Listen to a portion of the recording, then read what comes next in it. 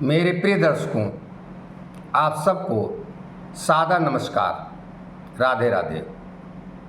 आप प्रतिदिन सुन रहे हैं हमारी रचना जो महाकाव्य है अमर कथा श्री हरिमाया चरित। मैं अपनी रचना के माध्यम से आपको भगवान श्री कृष्ण की धारावाहिक के रूप में उनके चरित्रों को सुना रहा हूँ और आप लोग भगवान श्री कृष्ण के संपूर्ण जीवन को सुनेंगे। आइए राधा नाम का उच्चारण कर लेते हैं और कथा का प्रारंभ करते हैं। राधे राधे पुनि कहु राधे, राधे राधे पुनि कहु राधे। मिटी है सब संकट भव बाधे, अमर कथा यह जनहित कहारी। अमर कथा यह जनहित कहारी। कलिमल ताप मिटावन हारी। राधे राधे पुनि कहु राधे। शंकर जी पार्वती जी से कहते हैं कि सुनहु उमायब अपर कहानी। सुनहु उमायब अपर प्रसंगा, जही कारण पुनि ब्याह तरंगा। भगवान शंकर जी पार्वती जी से कहते हैं कि हे पार्वती, एक नया प्रसंग सुनो जिसके कारण भगवान को पुनः विवाह करना पड़ा। दूसरा, भगवान के तो वैसे अनेक विवाह होने हैं, आप कथा के माध्यम से सुनते जाइए इसमें क्या कारण बन गया जो भगवान को दूसरा विवाह करना पड़ा। भादों सुदी चौथी विधु देखी। भादों सुदी चौथी विधु देखी। दोष गहे हरि परम विसेखी। दोष गहे हरि परम विसेखी। भगवान शंकर जी कहते हैं कि श्री कृष्ण ने भादव माह के शुक्ल पक्ष की चतुर्थी के चंद्रमा को देख लिया। ये बहुत बड़ा अपशगुन होता है। भादव का महीना हो, शुक्ल पक्ष हो और चौथ का चंद्रमा अचानक दिखाई पड़ जाए और आप उसको एकटक देखते ही रहे, बहुत बड़ा दोष। या तो चोरी लगती है या फिर गलत काम लगता है। ये पक्का है, आप लोग इसको जान लीजिए।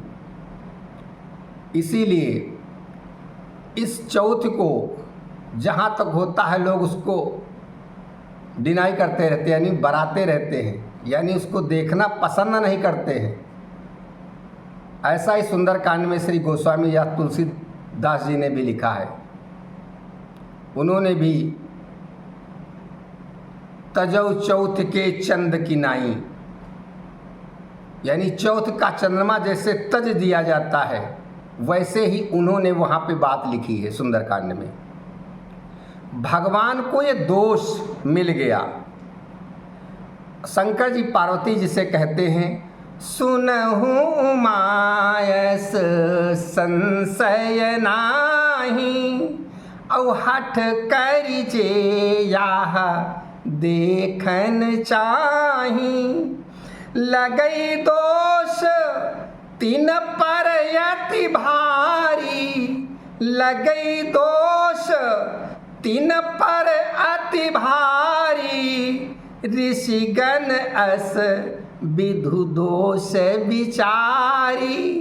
ऋषिगण अस विधु दोष विचारी। शंकर जी कहते हैं, हे पार्वती, इसमें कोई भी संशय नहीं है। और जो लोग नहीं मानते हैं वो हठपूर्वक ये देख ले करके उन पर दोष तो लगना ही है, बहुत बड़ा दोष लगेगा, क्योंकि ऋषियों ने चंद्रमा के इस दोष को बहुत गहराई से देखा है।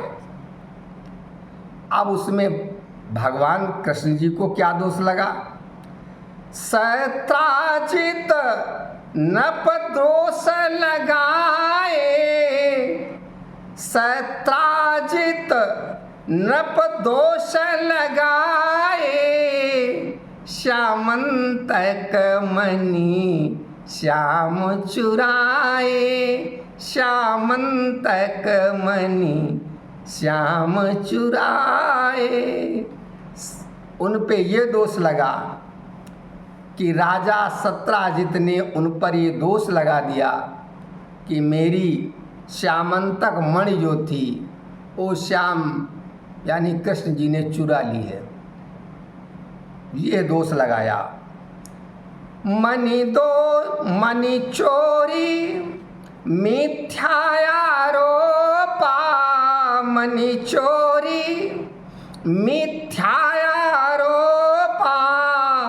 असुनि बलराम भयो अति कोपा, सुनि बलराम भयो अति कोपा। मणि की चोरी का मिथ्यारोप, और वो भी कृष्ण पर। बलराम जी को बहुत क्रोध आ गया, बलराम जी इसको मारने के लिए दौड़ पड़े, लेकिन भगवान श्री कृष्ण ने उनको समझाया कि नहीं, ये दोष मुझ पे लगा है और इसका निवारण भी हमें ही करना है। श्री हरि प्रेम सहित समझाई, श्री हरि प्रेम सहित समझाई, मन खोजन हित गमनु बनाई, मन खोजन हित गमनु बनाई। भगवान ने उन्हें समझाया और कहा नहीं, मुझ पे आरोप लगा है चोरी का, इसलिए वो मणि तो हमको खोजनी ही है कि है तो कहाँ। बनहु पवन सरिता गिरिझारी, बनहु पवन सरिता गिरिझारी, मणि खोजहि श्री श्याम बिहारी, मणि खोजहि श्री श्याम बिहारी। भगवान श्री कृष्ण जी पर्वतों को निहार कर झाड़ियों में, उपवनों में, जंगलों में उस श्यामंतक मणि की खोज कर रहे हैं।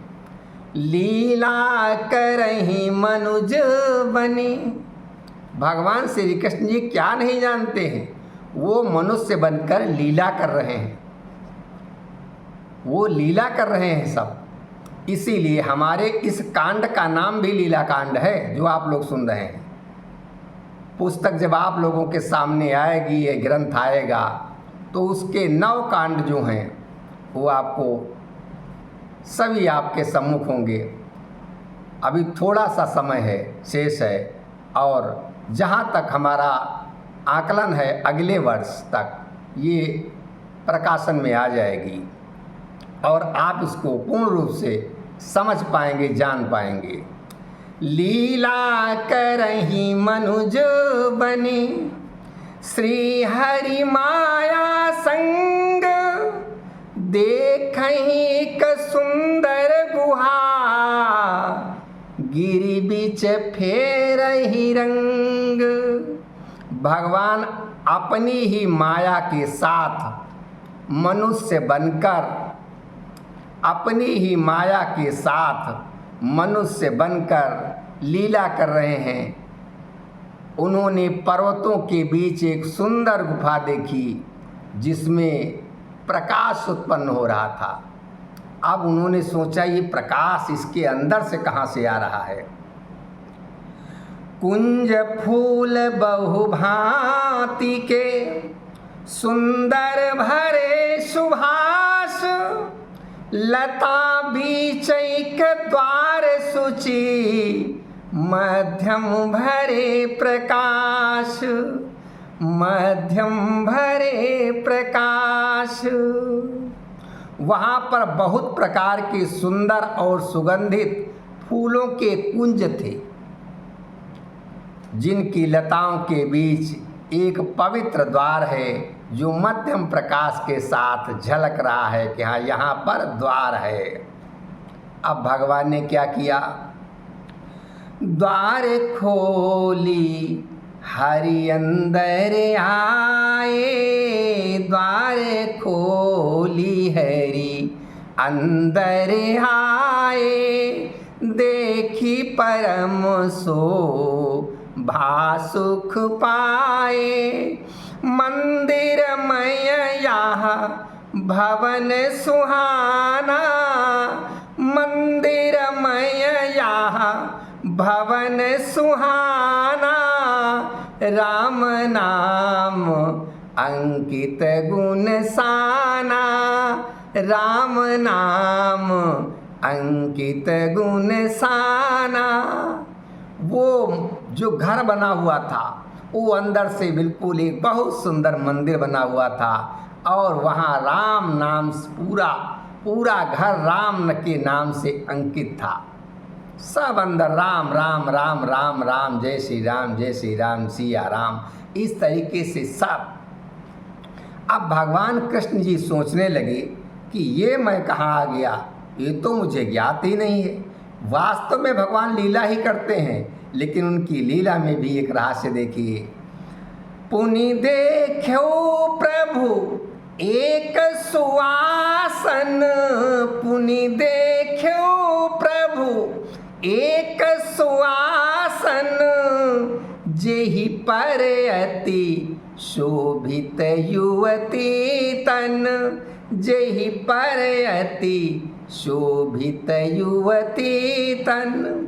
फिर भगवान ने एक सुंदर आसन देखा, और आसन के ऊपर एक बहुत सुंदर युवती लेटी हुई है। उस पे मृग नयनी तरुणी अति सुंदर, मृग नयनी तरुणी अति सुंदर, देखई सोमनी धरी हाथन पर, देखई सोई मनी धरी हाथन पर। भगवान श्री कृष्ण जी उस श्यामंतक मणि को पहचानते थे। उन्होंने देखा वही सुंदर युवती अपने हाथों पर श्यामंतक मणि लिए हुए बैठी है, उसको निहार रही है। ये भगवान ने देखा, भगवान श्री कृष्ण ने। जो मन हरित खोजन आए आए, जो मन हरित खोजन आए, सो युवती कर शोभित पाए, सो युवती कर शोभित पाए। जो भगवान जिस श्यामंतक मणि को खोजने आए हैं, वो उनको उस युवती के हाथों पर ही शोभायमान दिख रही है। अब देखी सुअवसर श्री हरि बोले, देखी सुअवसर श्री हरि बोले, पावन बचन सुधारस घोले। भगवान प्रेम की वाणी में एक सुंदर अवसर पाकर उससे बोलने लगे, क्योंकि अवसर ये युवती भगवान श्री कृष्ण को नहीं देख सकी है, इसलिए वो बहुत प्रेम से बोले। देवी कौन तुम एहि गिरि माही, देवी कौन तुम एहि गिरि माही, असुचि परिचय हम जानन चाही, सुचि परिचय हम जानन चाही। हे देवी, तुम इस पर्वत की गुफा में कौन हो? मैं आपका परिचय जानना चाहता हूँ। या मन इहाँ लेन हम आए, या मन इहाँ लेन हम आए, जो तब हाथन बीच सुहाए। मैं यही मणि लेने आया हूँ जो तुम्हारे हाथों में शोभायमान हो रही है। भगवान श्री कृष्ण उससे इस तरह कहने लगे। अब वो युवती ने भगवान की ओर देखा, बचन पाई अचरज भरे, जुवती निहारे श्याम। अब वो श्याम को जब इतने प्रेम पूर्ण के वचन सुने और उसने कभी दूसरे की आवाज़ तक नहीं सुनी थी, केवल वो अपने पिता की आवाज़ जानती थी, और आज वो आश्चर्यचकित होकर उधर देखने लगी। जिधर से आवाज़ आई उधर वो श्याम जी खड़े हैं, तो श्याम जी की तरफ देखने लगी। पाई बचन पाई अचरज भरे, जुवती निहारे श्याम। पुनि बोली है सांवरे, जामवंती मम नाम, जामवंती मम नाम। और वो फिर कहने लगी, हे सांवरे मेरा नाम जामवंती है। अब देखी तुम ही मोही अचरज न्यारो, देखी तुम ही मोही अचरज न्यारो। श्यामल सुंदर रूप तुम्हारो, अब लगी नाही पुरुष यस देखी, अब लगी नाही पुरुष यस देखी। एही कारण आचरजु बिसेखी, यही कारण आचरजु बिसेखी। उसने कहा, मुझे बहुत आश्चर्य हो रहा है आपके इस सुंदर रूप को देखकर, क्योंकि अब तक मैंने पुरुषों को, ऐसे एक दो पुरुषों को देखा होगा, लेकिन ऐसे पुरुष को आज मैं पहली बार देख रही हूँ। इस कारण मुझे बहुत आश्चर्य हो रहा है। मम पितुराखत मोहि छुपाई छुपाई, मम पितुराखत मोहि छुपाई। मातु मोरी मरी गई लरिकाई, मातु मोरी मरी गई लरिकाई। वो श्याम सुंदर को बताने लगी जामुनती कि मेरी माँ तो बचपन में ही चली गई, उसकी मृत्यु हो गई, और मेरे पिता इसी लिए मुझे छुपा कर रखते हैं। अते ही कारणु जगु जानहु नाही, एही कारण जगु जानहु नाही, यही कारण जगु जानहु नाही। जीवन मोर यही गिर छाही, यही कारण। उसने कहा, इस कारण से मैं ये संसार नहीं जानती हूँ, मेरा जो जीवन है बस इसी पर्वत की गुफा में ही कट रहा है। अस कही मनी देनवाह लागी, ऐसा कहकर वो मणि जो उसके हाथों में थी, श्यामंतक मणि जिसको देख रही थी, वो भगवान कृष्ण की तरफ उसने बढ़ा दी, देने लगी। अस कही मणि देनवाह लागी, हाथ बढ़ाई प्रीति मन पागी। तबहि भयंकर सर उपजावा, तभी भयंकर शोर हुआ। तबहि भयंकर सर उपजावा, कौन दोष्ट मोरे घर आवा, कौन दोष्ट मोरे घर आवा। तभी बड़ा भयंकर शब्द हुआ और उस शब्दों में कह रहा था कोई, कौन है दुष्ट जो मेरे घर पे आ गया। स्वर सुनी हरि चितय ते ही ओरा ओरा। उस ओर को भगवान ने देखा जिधर से स्वर आ रहा था।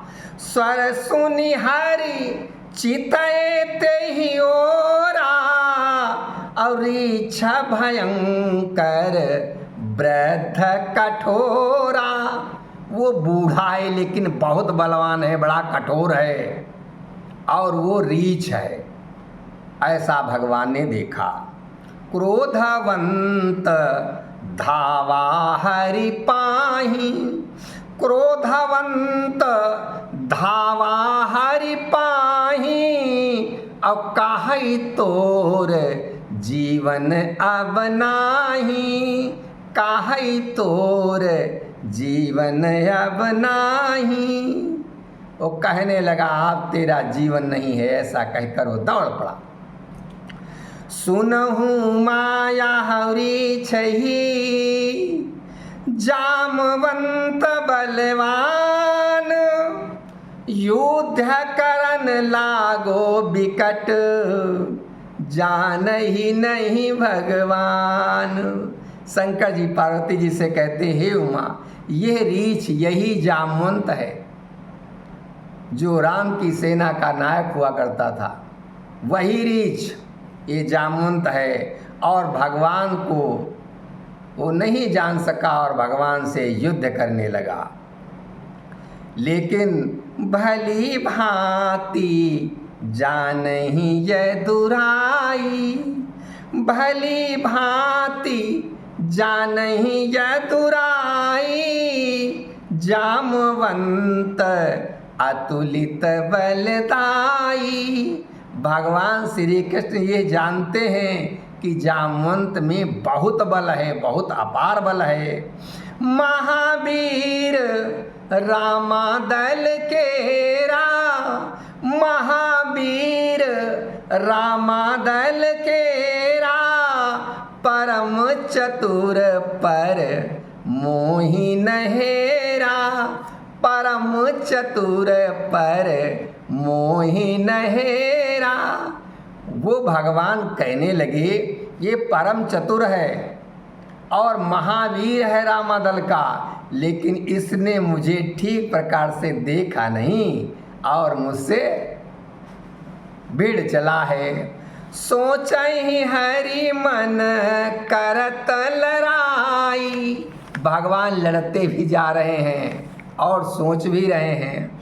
सोचहि हरि मन करत लड़ाई। आप ही आप न हो जनाई। भगवान कहने लगे अपने आप अपने को नहीं जनाऊंगा अभी मैं जामवंत बल देखूं था।